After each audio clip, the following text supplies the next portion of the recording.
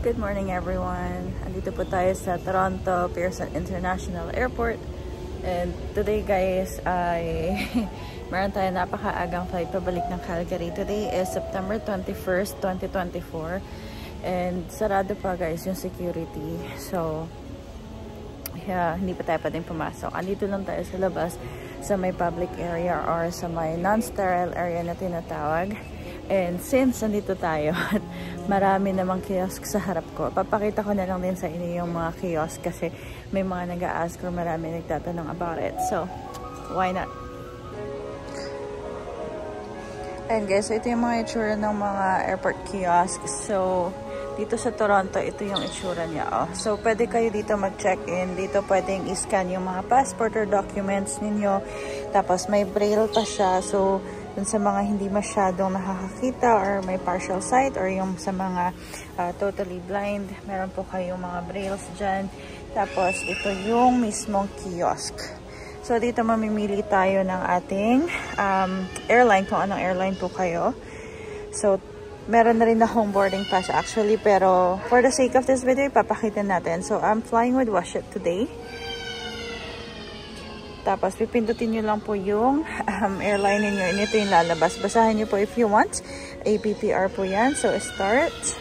Tapos, kung meron po kayong check-in bag, pwede nyo pong i-printin yung mga tags ninyo or kung gusto nyo ng boarding pass or post. So, boarding pass lang tayo kasi wala naman tayong bag today. So, ang ating PNR or confirmation BZTR, and then pag nilagay na po ay hit continue lang po. Sobrang wala pa masyadong tao dito sa airport guys. Sarado pa kasi yung security. Ayan, ganun lang siya. Tapos lalabas na ulit yung boarding pass ninyo. Tapos nakuha na natin. Alright, ganun lang po kadali ang airport kiosks guys.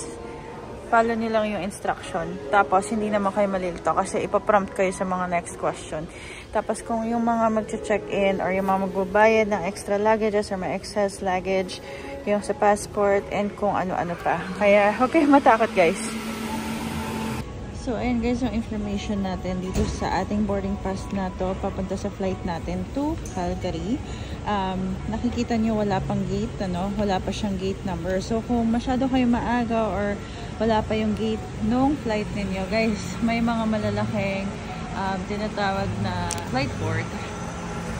So, kung saan nakalagay dyan yung most updated na gate ninyo.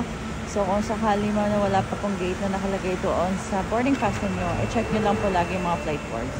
Okay?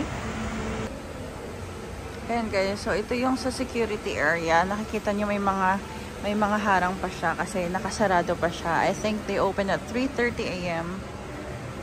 So, wala pa masyadong galaw sa security kasi sarado pa sila.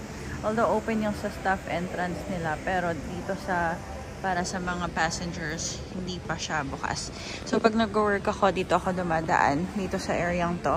Pero since today passenger tayo, ay dito tayo dadaan. So, since sarado pa sila, antay-antay lang tayo. Marami din naman mga nag-aantay guys. Yung mga nakatambay lang sila kung saan-saan sa gilid-gilid. Pero mamaya, as soon as it opens, pasok na tayo para hindi tayo maipit sa rush.